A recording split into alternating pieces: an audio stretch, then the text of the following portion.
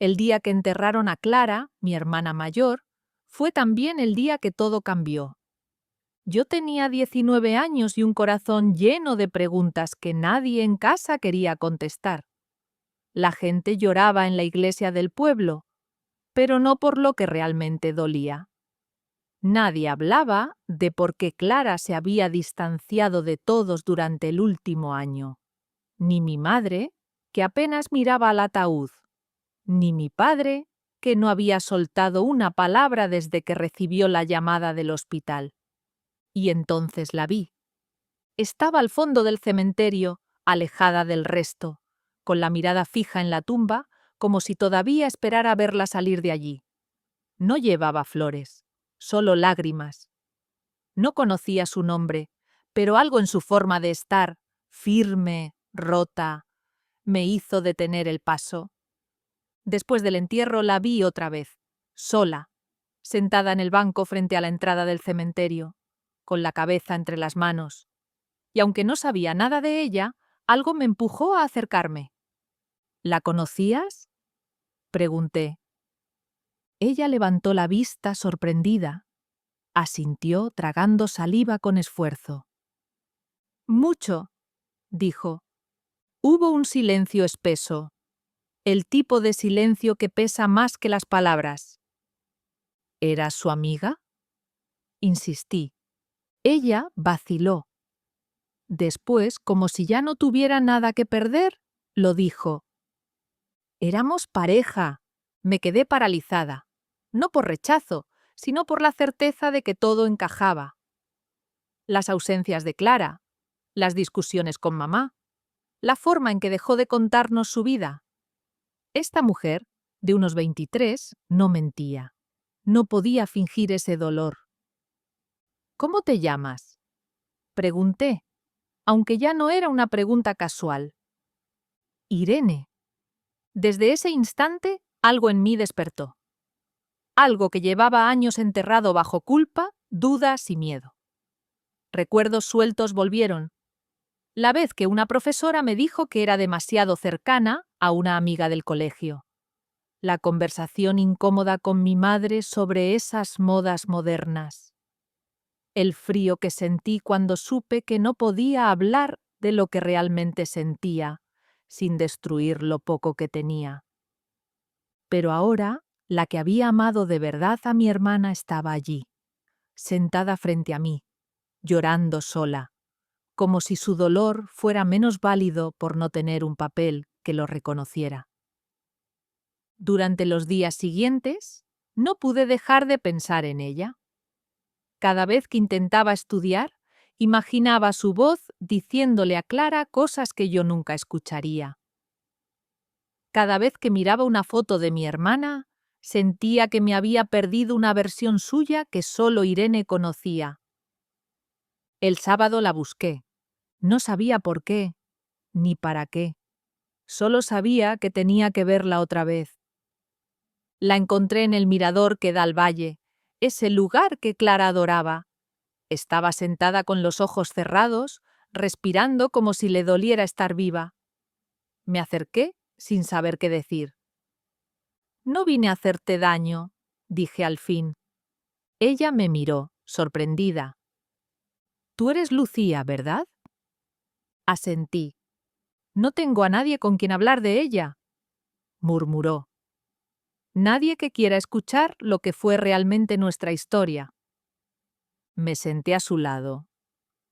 Yo sí quiero.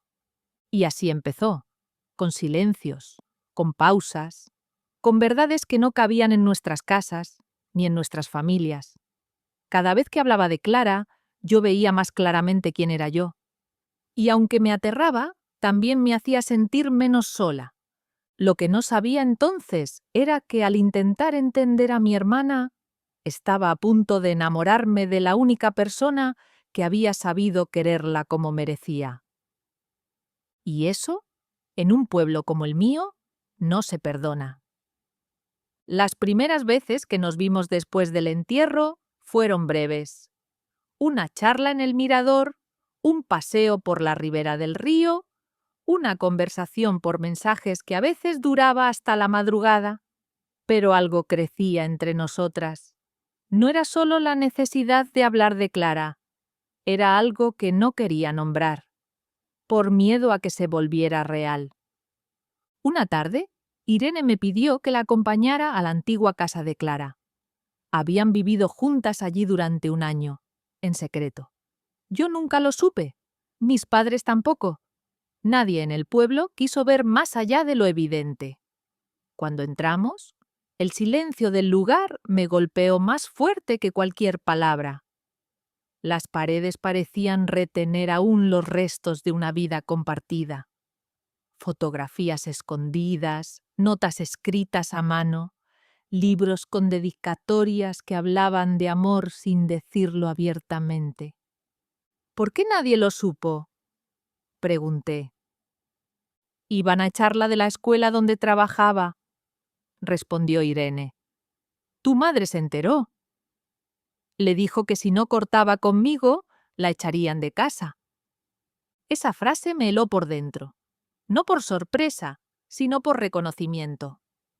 Yo también había escuchado esas advertencias, aunque más sutiles.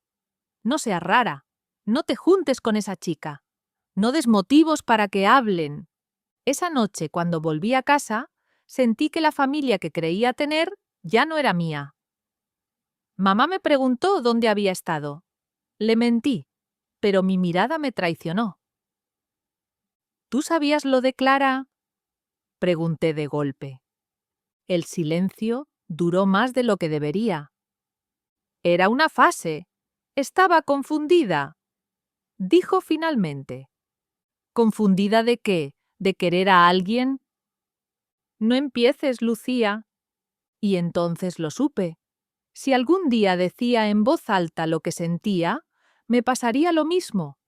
El rechazo estaba ahí, latente, esperando. Pasaron las semanas. Irene y yo nos veíamos cada vez más. Al principio como dos personas compartiendo un duelo, luego como algo más. Una tarde, después de dejar flores en la tumba de Clara, Irene me tomó la mano. Fue un gesto simple, pero en ese instante el mundo cambió. Supe que lo que sentía no era admiración, ni curiosidad, era deseo, era afecto, era amor, aunque todavía me negara a pronunciar esa palabra. Esto no está bien, susurré, más para mí que para ella.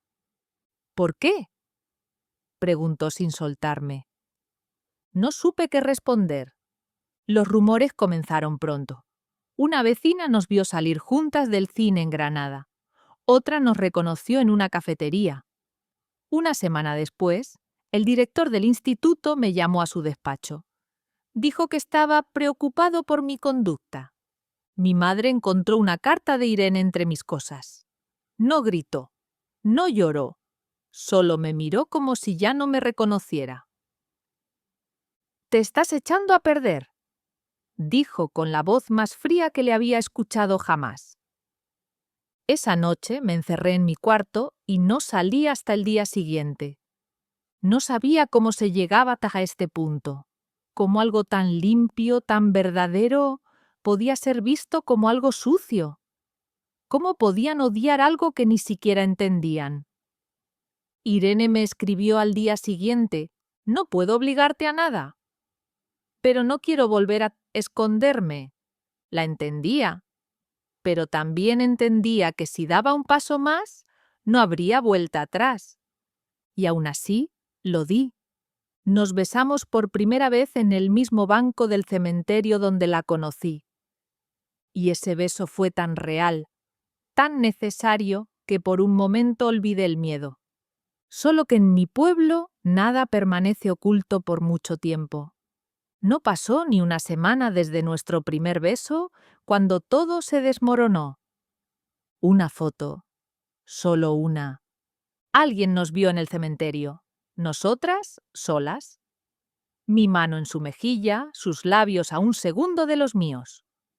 No sé si fue una vecina, una compañera del instituto o alguien con demasiadas ganas de vernos arder. Pero el lunes por la mañana, la imagen estaba en todos los teléfonos del colegio. en los pasillos, en las miradas, en los susurros. Ese día sentí cómo se abría el suelo bajo mis pies. ¿Es verdad?, preguntó Marta, mi mejor amiga desde primaria, en voz baja mientras me alcanzaba el móvil con la foto. No supe qué decir.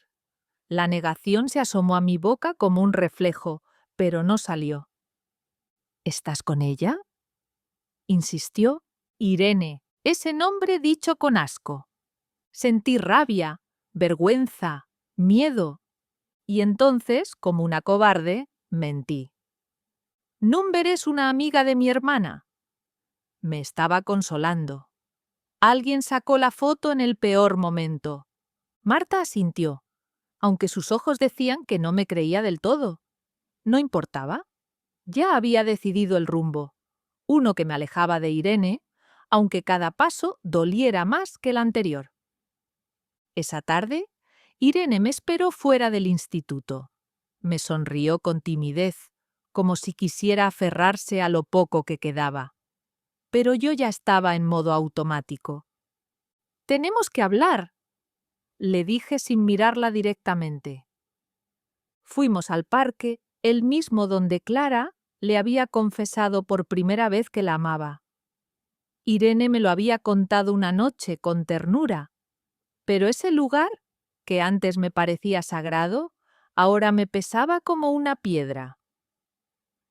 «Todo el mundo lo sabe», empecé. «Lo imaginaba. No podemos seguir viéndonos». Ella se quedó quieta. ¿Por una foto? ¿Por todo? ¿Mi madre? ¿El colegio? La gente habla. ¿Me están haciendo la vida imposible? ¿Y crees que a mí no?, respondió sin elevar la voz. Perdí a Clara, perdí a su familia. Y ahora también te pierdo a ti.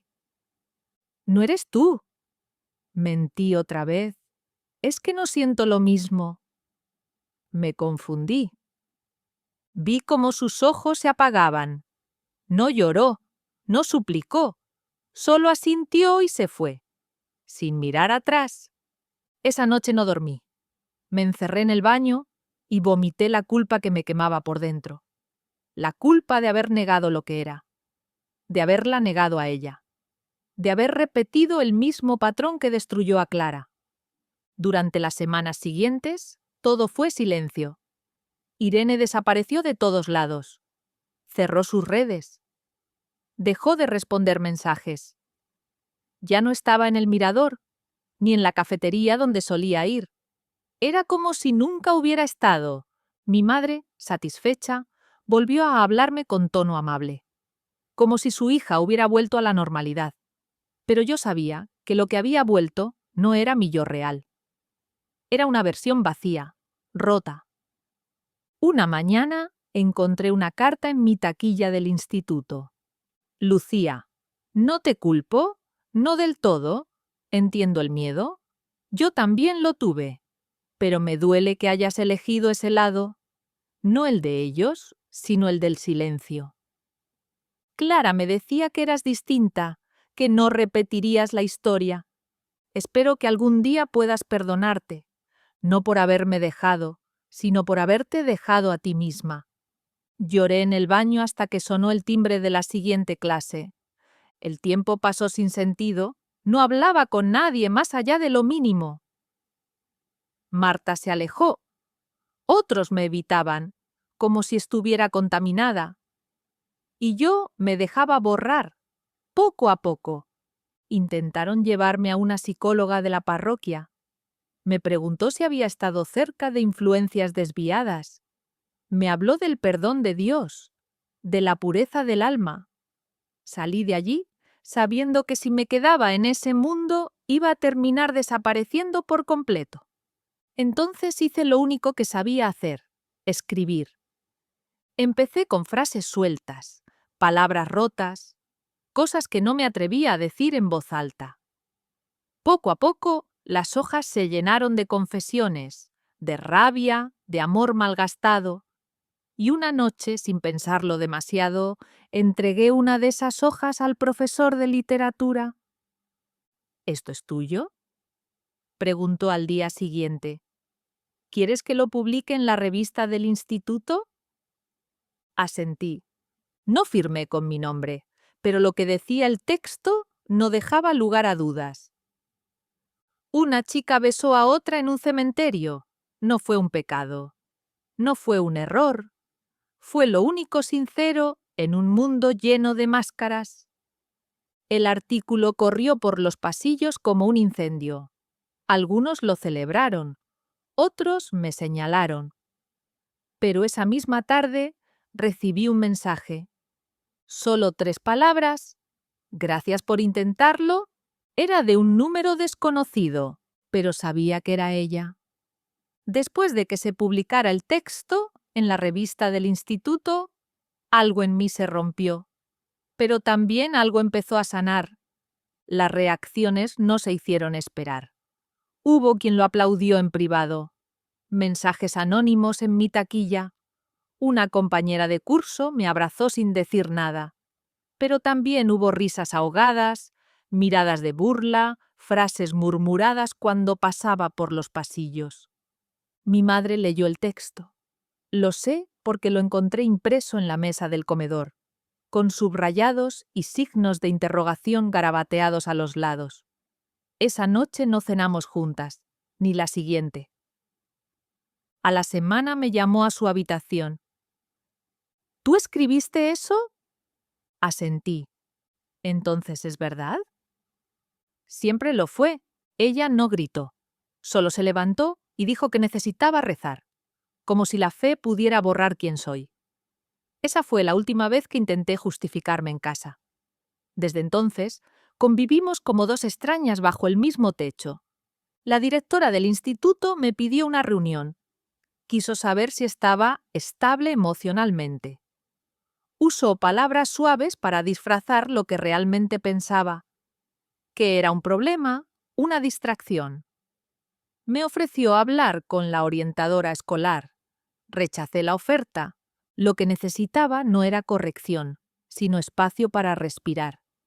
Y fue ahí cuando comprendí que ya no iba a esconderme. Empecé a llevar un cuaderno a todas partes.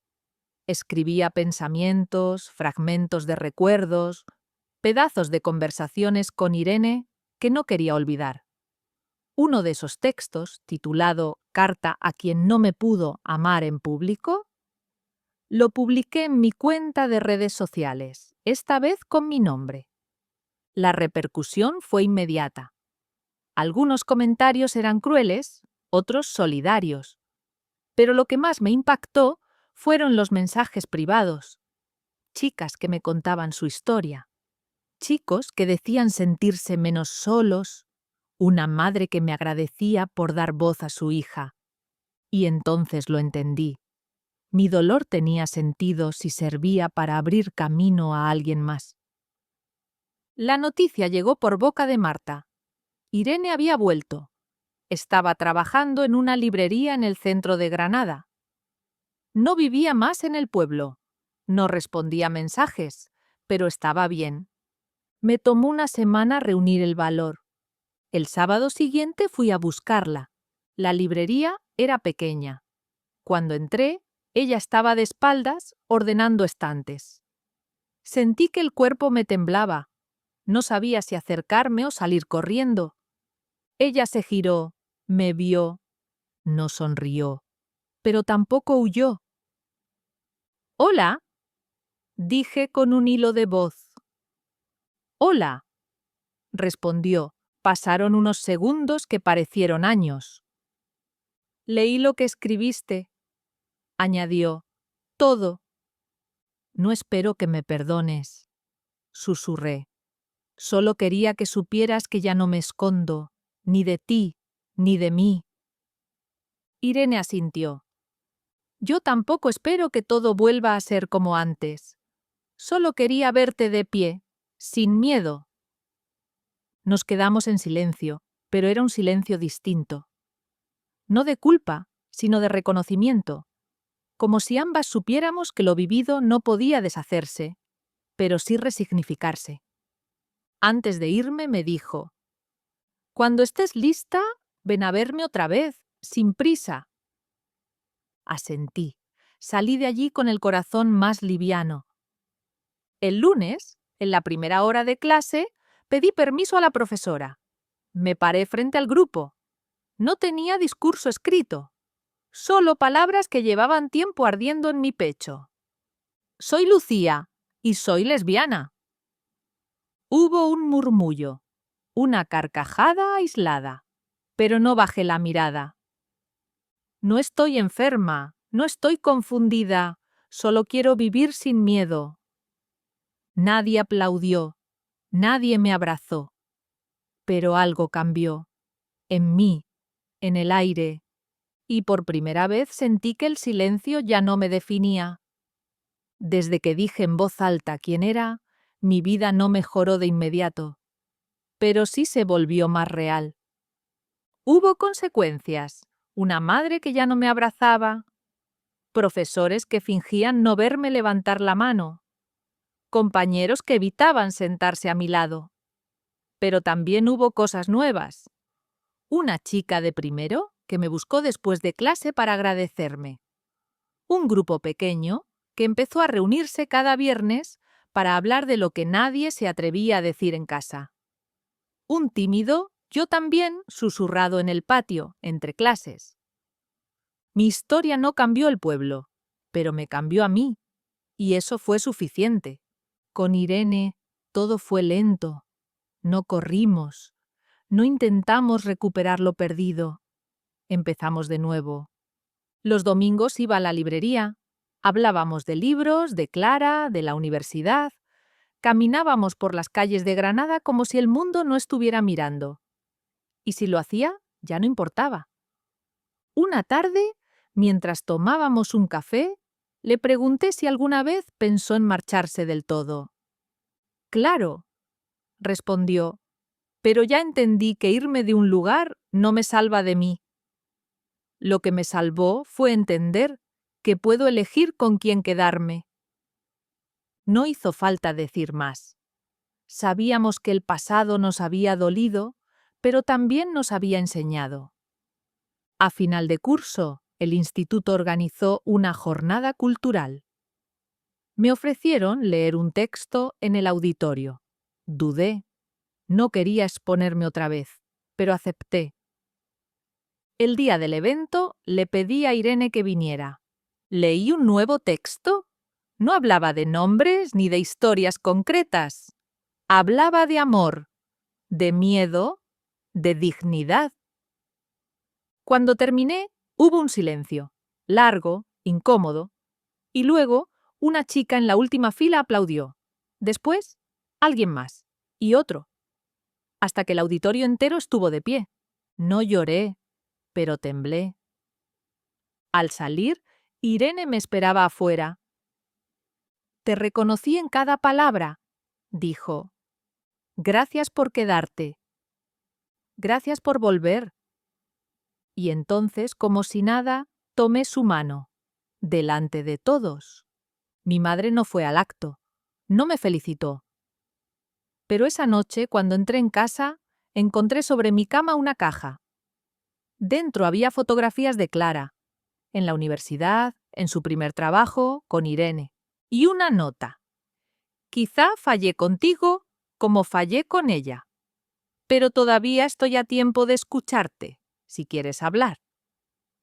No era perdón, no era aceptación total, pero sí era una grieta en la pared que había levantado entre nosotras. Y yo, que ya sabía lo que era vivir sin voz, supe valorar ese gesto. Con el tiempo, Irene y yo decidimos no poner etiquetas a lo nuestro. Éramos dos personas que se elegían, día tras día, sin promesas eternas, pero con el deseo honesto de acompañarse. Nos costó sanar, pero lo hicimos, juntas, sin prisa. Hoy, cuando miro atrás, no siento vergüenza. Siento orgullo. Orgullo por haberme levantado en un aula donde nadie me esperaba. Por haber dicho sí a una historia que otros querían borrar. por haber aprendido que el amor no siempre vence al odio, pero sí lo resiste. Clara no pudo quedarse, pero su memoria fue semilla de valentía, de justicia, de libertad. Y ahora, cuando camino de la mano de Irene, ya no me escondo. Porque esta vez nadie nos obliga a desaparecer.